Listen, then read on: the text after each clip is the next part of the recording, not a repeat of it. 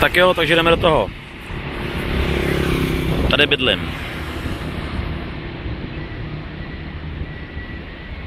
Tady vpravo máme non-stop otevřený shop. Ulice vypadá asi takhle.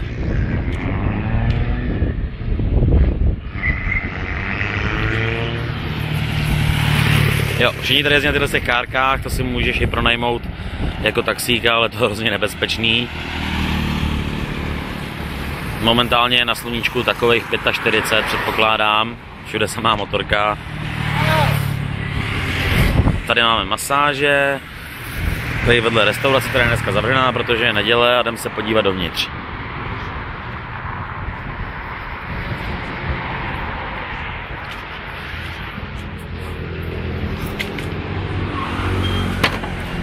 Tady máme káru naší, samozřejmě Jarda celou udělal.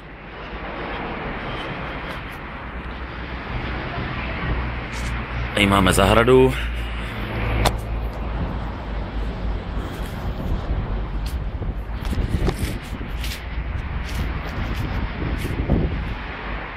To by mohlo stačit, tady jakoby hlavní vchod, přes který samozřejmě vůbec nechodíme.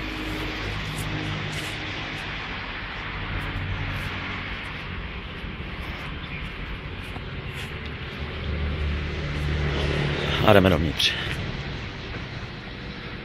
Tady máme naše vozidla.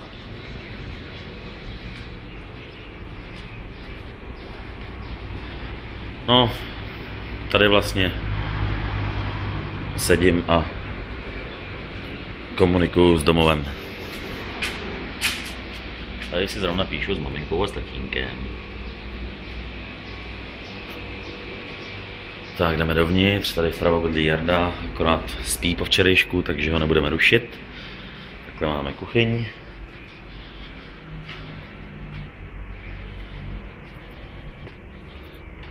Spodní hajzlík a sprcha. Asi moc nebude vidět.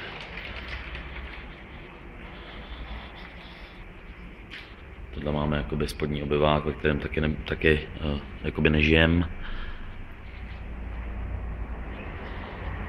Tyhle ty věci jsou z letního domu na pláži, které půjdou zpátky, než se předělá, a jdeme do patra.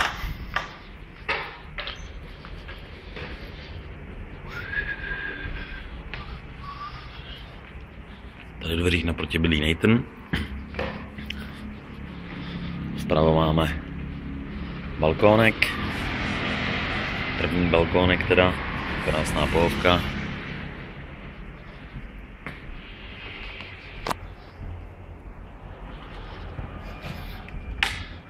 Tady bydlím já. Ježíš, tady krásně, klimaška zaplá. No, ještě jsem to nevybalil do skříně, ale tak jsem to druhý den. Komu by se chtělo. Hlavně, že mám tady voňavky. Tady mám spršku, záchod.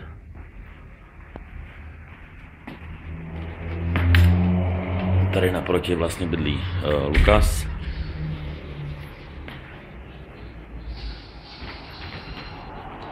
Tohle je vlastně pohled zezadu z baráku, kde vlastně máme jakoby normálně střežený vchod s ostrahou.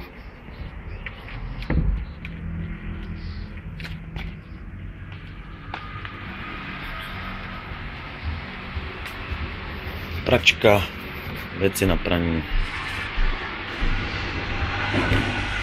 druhý venkovní posezení.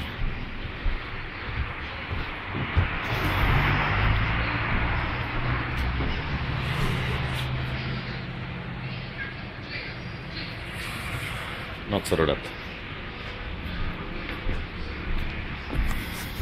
Takhle si tady prostě žijem.